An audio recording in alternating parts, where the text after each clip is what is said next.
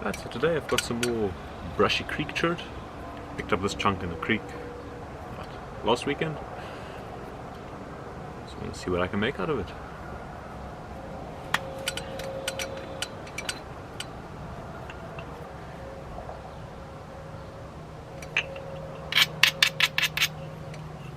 So what I'm going to do again, looking for low spots, hit on that, trying to take off everything, flattening it out, evening it out, that I can get a nice oval biscuit shape over the whole piece. And once I've got that, I will assess again what kind of a shape I've got, and go from there about what I want to make.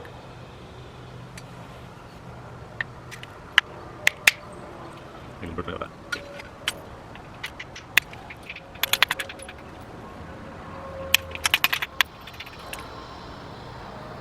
Really trying to get, so I'm trying to that move, not that reach second. It's a shortcut. Really close to it. She's that one. So what I'm going to do for this side is I want to run a flake over the top, over this rounded section. I don't really have a good surface to hit onto. So what I'm going to do is I'm going to strike down, knock a flake off, to create a surface to knock onto, to shoot over the top. So it'll kind of seem counterintuitive. So knock a flake off the bottom. I'm going to braid that edge real quick to give myself a good bite to strike onto, and then hit over the top.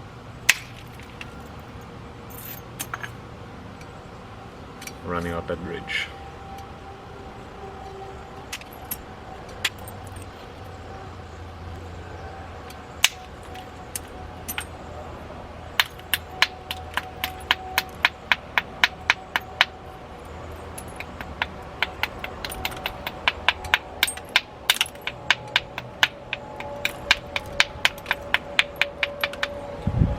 What these little strikes are doing, kind of just grinding over that edge, kind of bringing that surface up so I can knock flakes over the other side.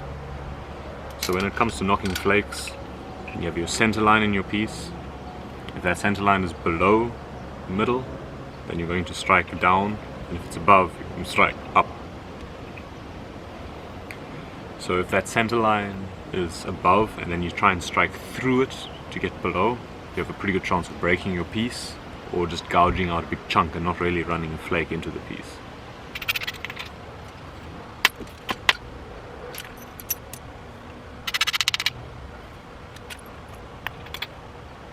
So it looks like this surface here that I've still got left up top, that's still the original cortex of the stone.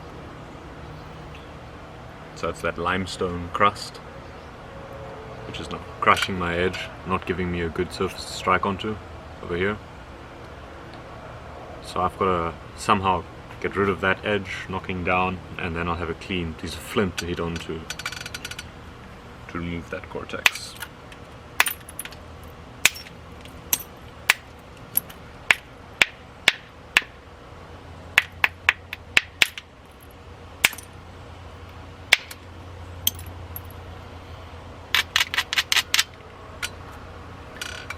I've got a nice piece of flint surface to strike onto, so I can peel that cortex off the top.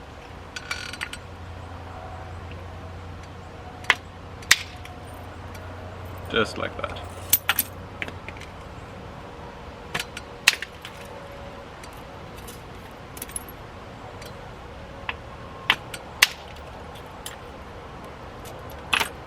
And just like that, it's pretty much all gone.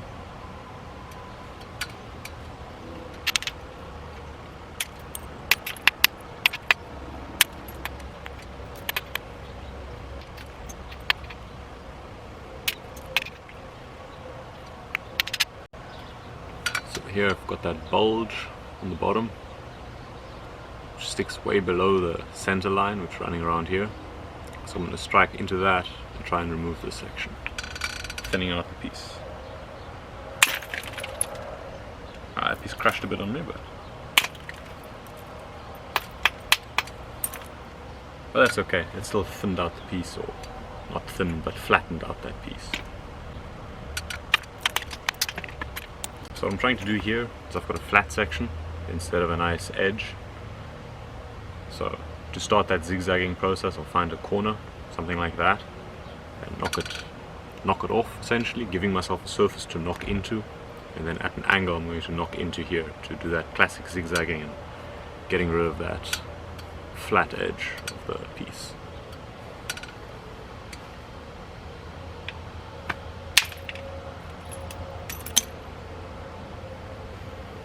Flipping it over, flipping it over again.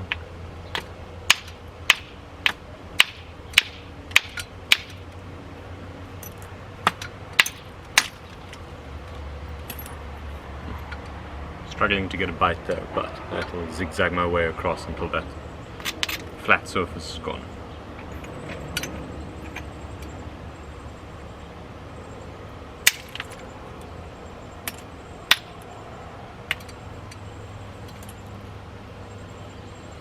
So I'm kind of becoming tight in these little valleys for a bigger bopper, which I need to get that force through a thicker piece like this.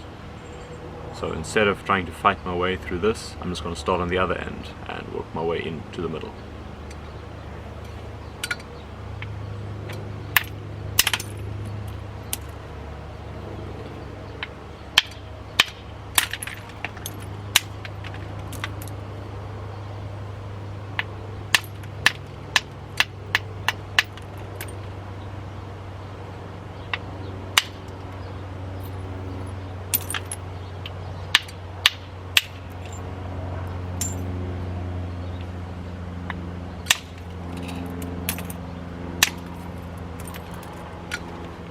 Still a bit of a rough edge, but that flat surface is now gone. Now I've got an edge all the way around.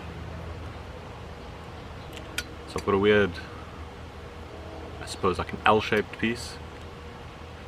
So this piece in the bottom corner is probably going to end up going away, and I'll end up with this as a nice teardrop biface shape. So on top I've still got a bit of a turtleback shape on top. So most of my flakes that I'm going to be running are going to be towards that side to try and bring that down towards the bottom, which is more flat.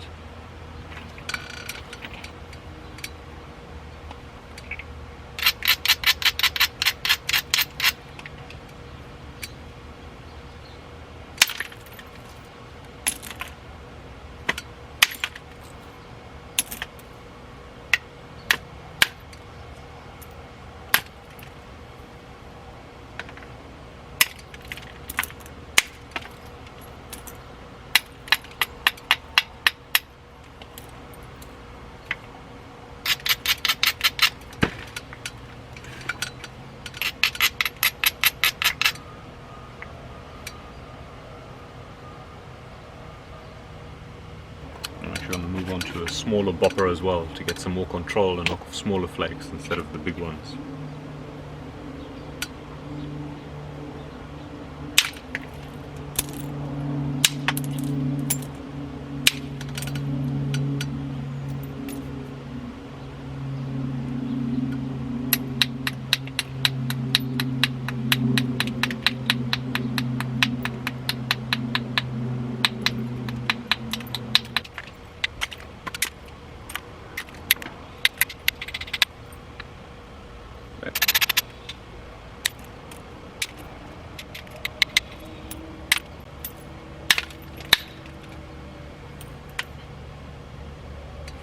So right here is a good example of if you try and strike onto an edge from the wrong side of that center line. So instead of driving that flake all the way through, all it did was just crush that whole edge and step up. So now that now will act like a normal, like a flat surface, like we worked out on that inner ridge. And it's kind of just a pain to get rid of. Also, all those fractures travel into the rock, so in the end it means you have to remove more rock than I would have liked to.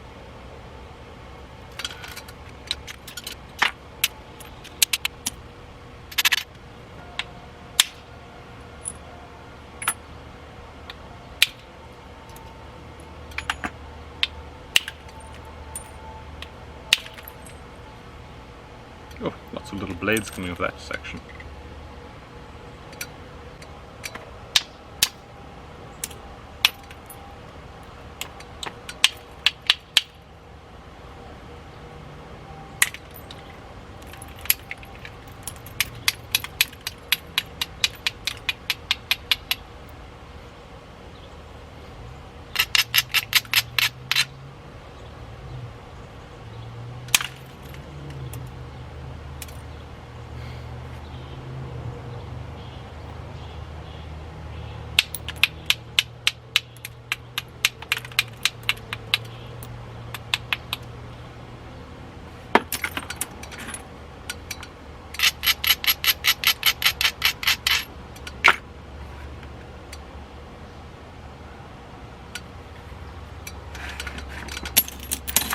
So pause that there.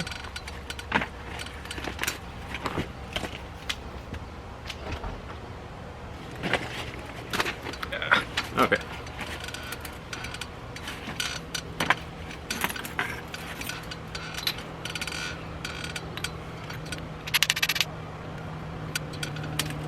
So on the shape here, you can tell that that's like a sort of a bend going in. So I'm going to knock flakes off the middle section onto the bottom into that bend to try and bring that up, and that'll then straighten out that piece.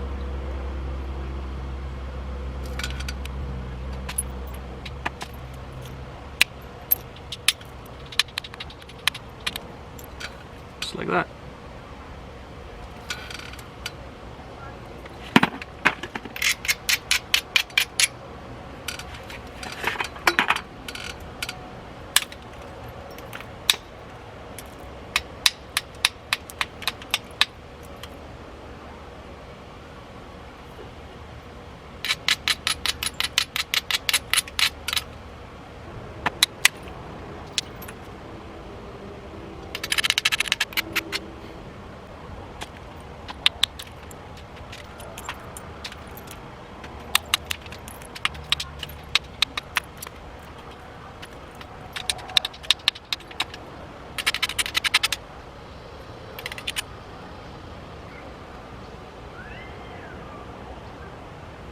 So that's interesting. On this edge here, I've got this little bulb. So that's a small bulb of percussion which the flake never ran, but it still started running those cracks in. So leaving me that bowl. Now it's particularly difficult to drive flakes through that because it's already an established bulb that doesn't allow for flakes running in from the sides because there's already a fracture running in on either side. Don't know if I can show that on camera nicely. So right there. So what I'm going to do with that is pretty much abrade down and then just pressure flake that bulb off and then go from there.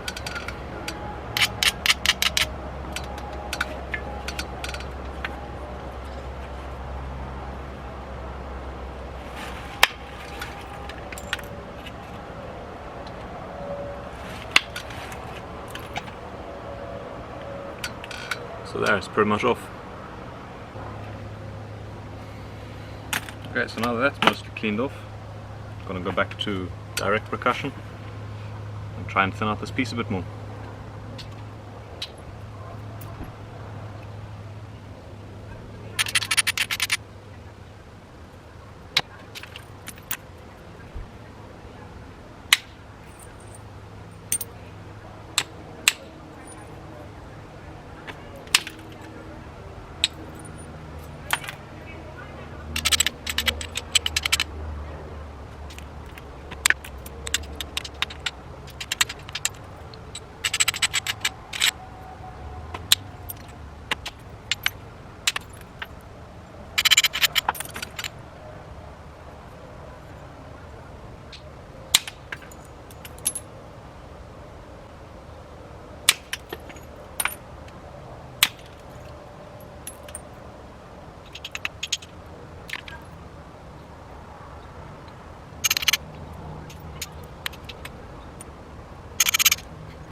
Okay, so a bit of a note. I've been so focused on thinning and straightening the piece in the middle, I've kind of neglected the end, and I'm ended up with a thick section on the end and a thinner piece in the middle. Now the way to deal with that is to pretty much use basal strikes, so knocking flakes off the end into the piece to thin out that piece. But because it's thin in the middle and thick on the end, there's a very high likelihood it'll break off in the middle, break in half. So I should have dealt with that earlier, but that was just my mistake. So now I've got to work on this more carefully and just be mindful of how I'm supporting the piece. So don't just hold the tip in the back because that'll snap through in the middle. Supporting the entire piece without squeezing it and breaking it while you hit it. So it's just a lot more to think about instead of taking care of it earlier and not having to worry.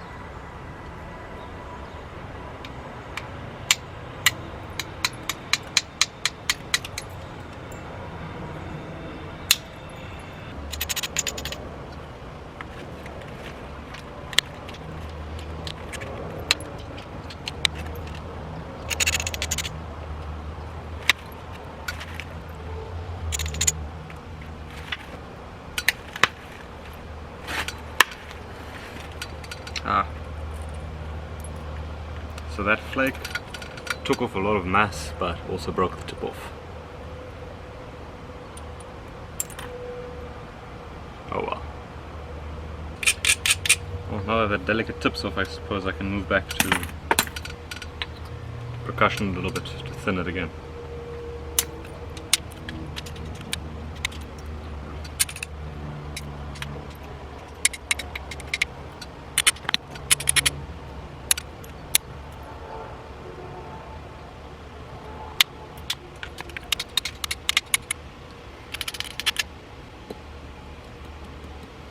Okay, so now that this piece is that much smaller and this kind of a shape, I'm going to make a small Marshall point out of this, and I'm going to model it after a point that I found in the same creek that I found this piece of flint in, and I'll get a picture of that Marshall up as well.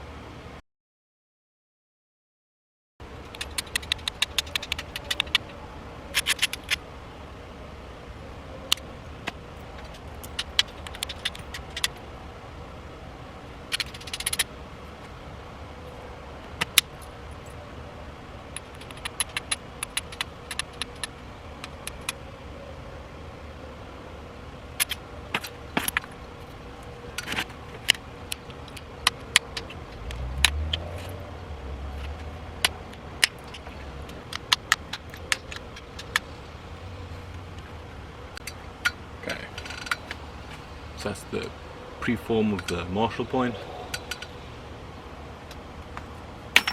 what I'm going to do now is I'm going to look at a picture of it,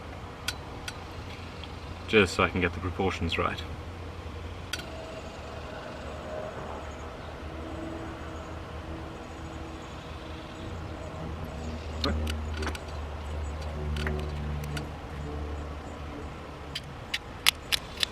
I'm going to start notches with the copper, piece of copper, or take a copper plate, and I'm going to move the thin steel on to work those notches and narrow them down.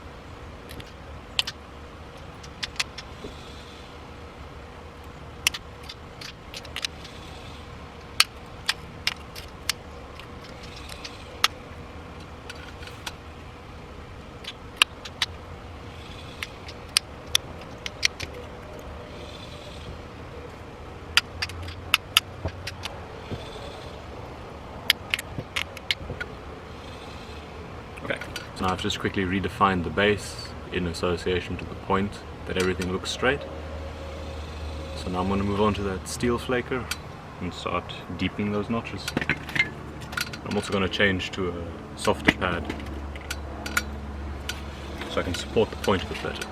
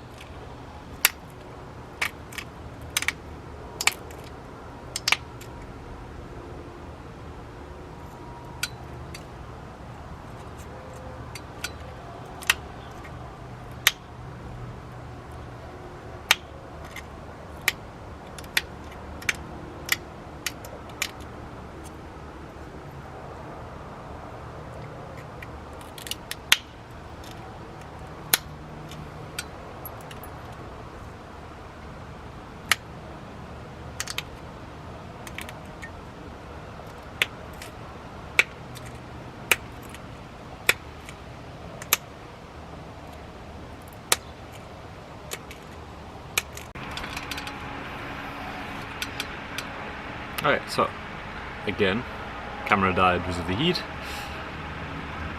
so I waited till afternoon, so now it's only, I don't know, 105 or so. Back to it. So I was working the notches.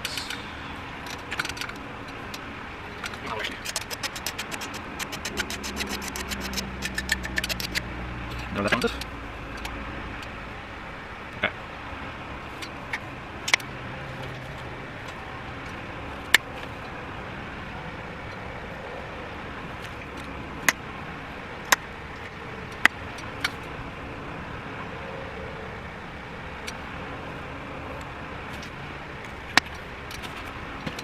So replace the buttons on. That's top now. just pretty much supporting. They work on the little for a while.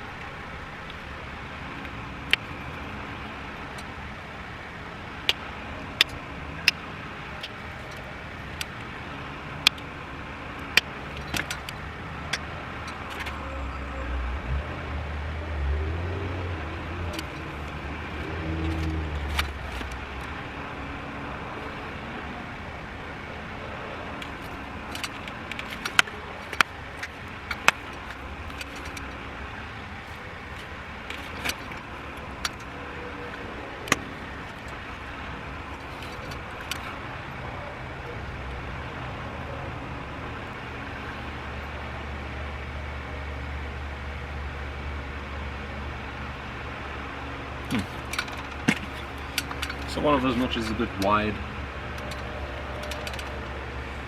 but I suppose that's okay for now.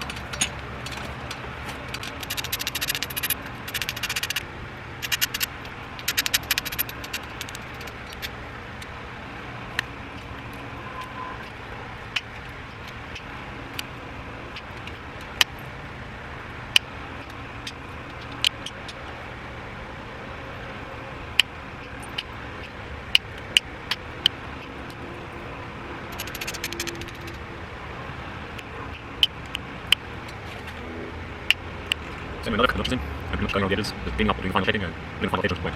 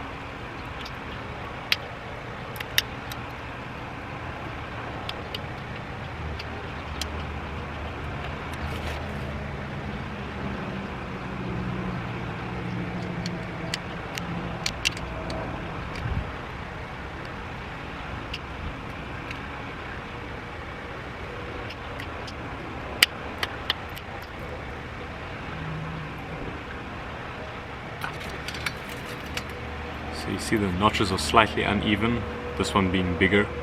So I was having a lot of trouble going in there. And now that I've worked this base, that little white section right there, that's an inclusion, so it's like a crystalline structure.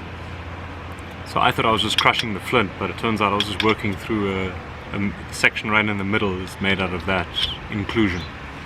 So that just crushes instead of running a flake. I was wondering why I was struggling so much. I guess that's why. Support material.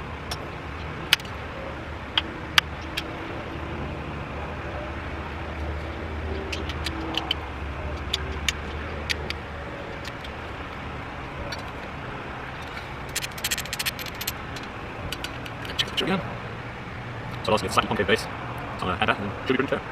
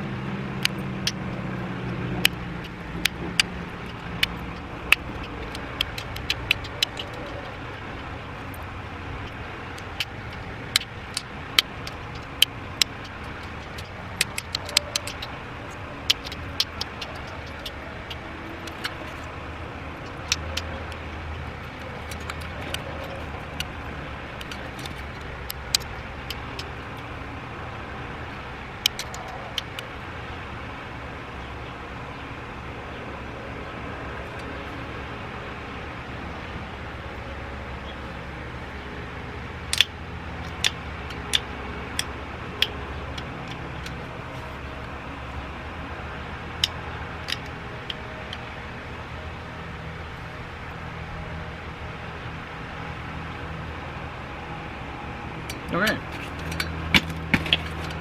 So there we go. I suppose this is the regional variant for the area where I found that one. So I suppose that makes it interesting in its own way. Hold it up against the leather.